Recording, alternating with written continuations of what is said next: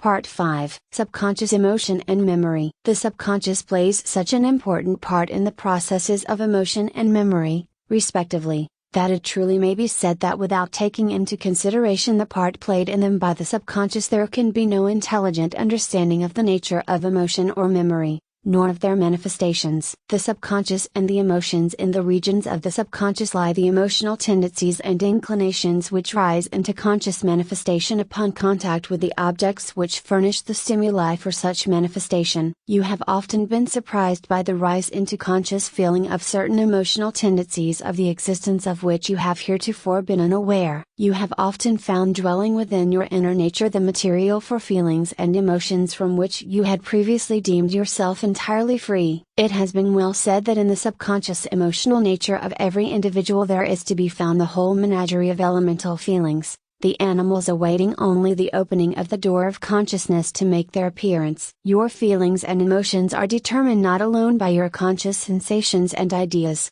but also by the imperceptible influence of subconscious impressions, of which only the sum of the resulting effects manifest in consciousness. This explains the mystery and inexplicable character of so many of your emotional experiences, the uprush of unsuspected feelings. Not knowing the definite causes of these mental states, you find them incomprehensible. You have within you a quiet and unseen growth of subconscious emotional influences which often prove to be important factors in your mental life. You are not conscious of the existence of these influences until, when the appropriate stimuli call them forth, they manifest a distinctly marked character and often a decided urge to action. Psychoanalysis of quite a simple character tends to reveal the existence of some of these hidden emotional states of which it has been said, they, more than knowledge, make us what we are, but there still exists within us an even larger area of such emotional character which is unsuspected by us and of which we become aware only under exceptional circumstances. Only extended and deep psychoanalysis reveals these elements to us, so far below the surface of consciousness do they lie. Professor Joseph Jastrow says, a still larger and more vital part lies submerged in the subconscious areas of character and disposition, effectively modifying the organic efficiency and the quality of our talents, yet so subtly, so fluidly, as to impart an unanalyzable genius to all that is most worthwhile in what we feel and think and do and are. Such emotional factors of our psychology penetrate more fundamentally than do the intellectual ones into the fiber of our being, and so are more intrinsically influences of the subconscious order, more submerged, more intuitive and less revealed. The subconscious emotional material from which your conscious emotional states are created and composed may be arranged for convenience into the following three classes, these however, not being mutually exclusive, viz. 1. Emotions arising from physical causes. This class of subconscious emotional material arises from physical conditions themselves unperceived by conscious sensation, but which manifest in subconscious emotional states which gradually rise to the plane of consciousness. In this class are included your moods which arise without any relation to your actual experiences with the outside world. You are not conscious of what is going on in your internal physical organism, except in cases of marked abnormal conditions, but your subconscious is aware of these physical conditions, and frequently reflects them in the form of emotional states. Far more soul experiences arise from reflected physical conditions than we usually realize or are willing to concede. One's romantic melancholy is very frequently the direct result of an inactive liver reflected in the subconscious emotional states or, perhaps, from subconscious sexual activities or processes. 2. Combinations of minute emotional material. This class of emotional material consists of the scattered elements of personal experience, each of which is too weak or unimportant to manifest as emotion, but which, combined and fused by the subconscious,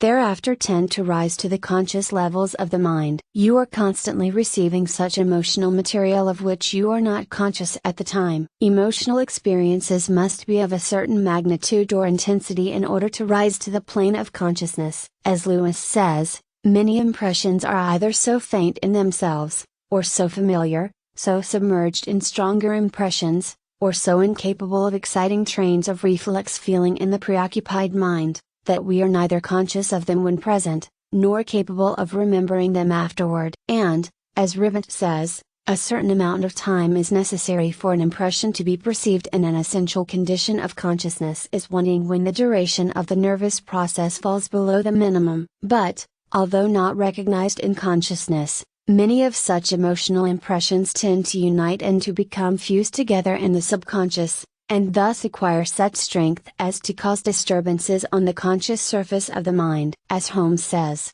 they never emerge into consciousness, but yet make their influence felt among the perceptible mental currents, just as the unseen planets sway the movements of those that are watched and mapped by the astronomer. At other times these fused impressions of the subconscious will acquire such vigor that they will cause a veritable upheaval on the conscious plane. They will fairly explode into consciousness in a way startling to the individual who previously was not at all aware that he felt just that way about such things. 3. Emotions of racial memory. This class of emotional material consists of race experiences transmitted by heredity, through racial memory or instinct, which rise into consciousness when the appropriate stimuli present themselves. Most of your most fundamental and elemental emotions have come to you in this way, i.e., through racial memory of the past experiences of the race, reaching you as instinctive feeling. Instinct, at the last, is out-inherited racial memory of the past experience of the race. As memory is fundamentally a function and process of the subconscious,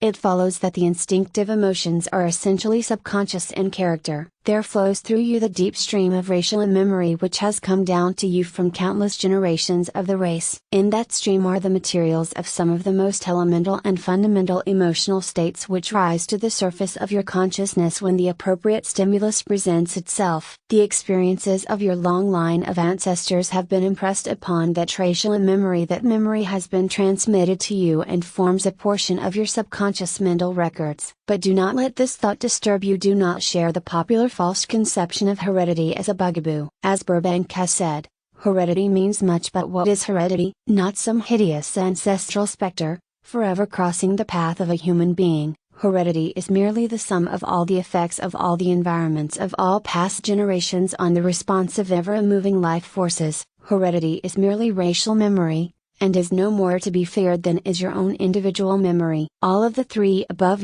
stated classes of subconscious emotional states, together with their countless variations and combinations, dwell below the levels of consciousness on the great planes of the subconscious, except at such times when they are called into conscious activity, when they spring from the depths, just the flying of fish raising itself into the air from the body of deep water which is its home. If asked in what form they abide in the subconscious, or just where they rest, the only answer is that they abide there in the same general form, and rest in the same general region, as does the subconscious memory of the actions of the fingers of the skilled musician, or the subconscious memories of the many things which you have experienced but of which you are not conscious at the present moment, though the recollection of these will take place when you demand it. You are conscious of only a very small percentage of the things you know, and of that which you feel, and of those actions which you are able to perform proficiently and efficiently. By far the greater part of these mental states or conditions,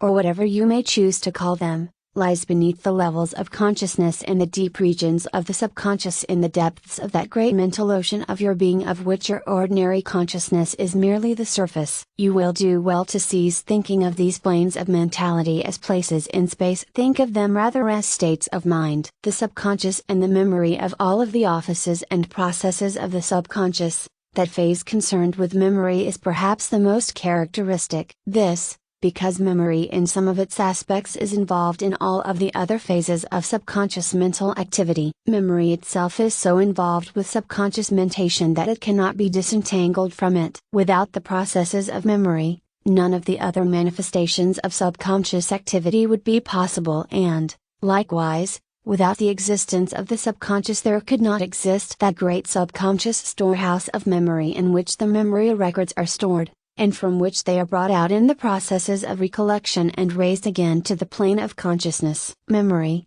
in its most general meaning, is the conscious revival of past mental experiences. It follows logically that the experience, in order to be afterward remembered, i.e., recalled into consciousness, must in the meantime be impressed and stored away in some region of the mind. That such region of the mind is not that of the ordinary consciousness we know by personal experience. We know that by effort we raise these impressions from somewhere up to the plane of consciousness. That somewhere is the realm of the subconscious, that part of the region of the subconscious which is called the storehouse of memory. Halleck says, it has often been asked, where are the images of memory when they are not present in consciousness? We see a man one day, but do not think of him again for a month. We can then call up a distinct image of him. Where was the image of the man during the month? The theory is that the full-fledged idea is in the mind, but slumbering below the stream of consciousness, just as a person is alive when sound asleep, without being aware of the fact. When we are not conscious of an idea, it is believed to disappear just as a diver does beneath the surface of the water, and the idea is held to keep its form as intact as does the diver during this disappearance. It is impossible to account for the nature of memory except upon the hypothesis that there is much in the mind of which we are unconscious. We are conscious of only a small part of what exists in our minds. That which we know to remain in the mind, but of which we are not conscious at the time, must be thought of as being stored away in the subconscious. When we recall it, it rises to the plane of consciousness. At all other times it is below the level of consciousness. Likewise, we could not recognize a past experience as such, when it is recalled in some way, unless at least some trace of it had continued in existence in the mind. Many leading psychologists, in fact, have held that an impression once made upon the recorder sheets of the subconscious always remains there, even though it may never again be called into the conscious field of attention. Likewise, they hold that even though such impressions may never again come into consciousness,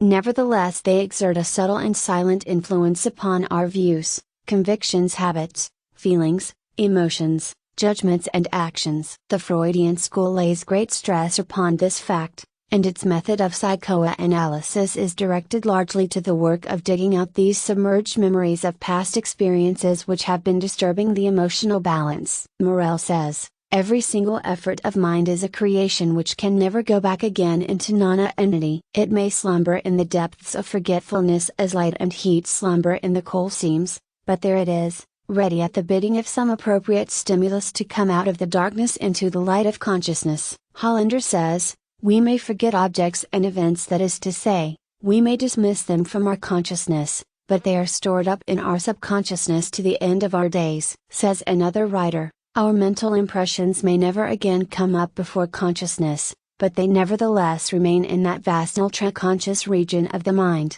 subconsciously or unconsciously molding and fashioning our subsequent thought and actions. Fever patients have been known to converse in the language of the country in which their early childhood has been spent, though they had apparently entirely forgotten that tongue. Several typical cases of this kind are recorded in the text of books in which patients in delirium have recited long passages, sometimes entire chapters, from books in foreign languages which they did not understand in their normal condition, but which books had been read from in their presence many years before. Persons rescued from drowning or hanging have testified that many of the events of their past lives were presented to their consciousness with utmost clearness and minuteness of detail, and with a lightning-like rapidity of sequence. Dying persons not infrequently go back in memory to the days of their early childhood, and, after a lapse of 50, 60, 70, or even more years, will recite the most trifling events of those early days with wonderful minuteness of detail. Cases of this kind are numerous, and are too well authenticated to permit of doubt of their substantial correctness. The theory of coincidence is absurd when applied to such cases. Of like nature is the frequent experience of dreams, in which many apparently forgotten incidents of childhood and youth are presented in clear detail. In some instances the person is convinced of the truth of the recollection only by the assurances of older relatives familiar with the facts of the original experience. The work of the subconscious in the processes of memory, however, is not confined to the office of furnishing a subconscious storehouse of memory impressions. It has other and still more complicated tasks to perform. It not only stores away the memory records, but it has also its own particular system of indexing and cross-indexing them, of searching for these records when they are demanded on the conscious plane, and of finding them and presenting them to consciousness, perhaps long after the conscious demand for them has ceased, and when the person is thinking about something entirely different. You have often experienced this delayed finding of the missing memory record. After you have given up all hope of ever recalling it to memory, then all of a sudden the missing name, number, or detail fairly pops into consciousness, sometimes in an almost startling fashion. Let us describe in somewhat fanciful form, yet in a form which accurately represents the actual working out of the processes, these activities of the subconscious which are concerned with memory. In the first place, we shall compare your mechanism of memory recording to the recording apparatus of a phonograph. In each case, the receiving diaphragm and the receiving record are both there. The impression of sensation, emotion, or action is recorded on the moving cylinder of the memory, i.e., of the subconscious mechanism concerned with memory. The impression may be clear and strong, or else faint and weak, according to the circumstances of the original experience. Then begin the more complex activities of the subconscious, in its processes of memory. The records bearing the impressions are immediately carried below the plane of consciousness, and are stored with more or less care, depending upon the habit of the individual, in the great storehouse of memory in the realm of the subconscious. But this is only the beginning. The stored away memory records would be of no practical use to you were you unable to find them when needed. Accordingly, the subconscious employs methods tending to facilitate the future finding and presentation of these records. In order that these memory records be rendered available, they must be 1. Stored in a systematic manner, each in a section containing impressions of a similar class. 2. Plainly labeled so that they may be recognized when seen by the memory clerks employed by the subconscious for this purpose. And 3. Carefully indexed and cross-indexed in the memory books of the subconscious, so that the loose end of memory may always be taken hold of by the searching clerks. The storing away process, and particularly the indexing and cross-indexing process, constitutes the work of what we have somewhat fancifully called the clerks of the subconscious. In fact, indeed, they certainly act like real clerks instead of mere processes. There is a great difference in the degree of proficiency of these memory clerks, particularly in the case of the indexers and cross-indexers. This difference depends largely upon the memory training of the individual. Some persons have their memory records so closely cross-indexed that if they cannot find the missing record at once by means of the direct index, they set the memory clerks to work discovering the cross-indexed references to it, and in a short time the record is found and passed on to the other helpers, who then raise it to the plane of consciousness, where it is placed on the reproducing phonograph of memory and caused to repeat the original impression. So, you see, the conscious mentality plays only a subordinate part in the processes of memory. It merely records the impressions, and afterward reproduces them when they are placed before its mechanism. The storing, the indexing, the searching and discovery of the records, and the final raising of the records up to the reproducing mechanism of consciousness, each and all are performed by the subconscious through its processes and clerks. In fact, through the study of the processes of memory you will gain a much more comprehensive and much more practical idea of the nature of the subconscious, and of its methods of work, than is possible through the study of any other one class of its activities and phenomena. The Freudian school has directed particular attention to the fact that the subconscious sometimes seems determined to make the individual forget certain things which are unpleasant and disagreeable to him, and to encourage the recollection and remembrance of things of an agreeable nature. The many works written by Freud and his followers give many, and often quite amusing, instances of this particular trait of the subconscious. For instance, one finds it easy to forget to pay a bill containing charges deemed extortionate, or for services not deemed satisfactory, this entirely aside from the common disinclination to part with one's money. Again, he tends to forget promises, engagements, or other duties which are associated with unpleasant persons,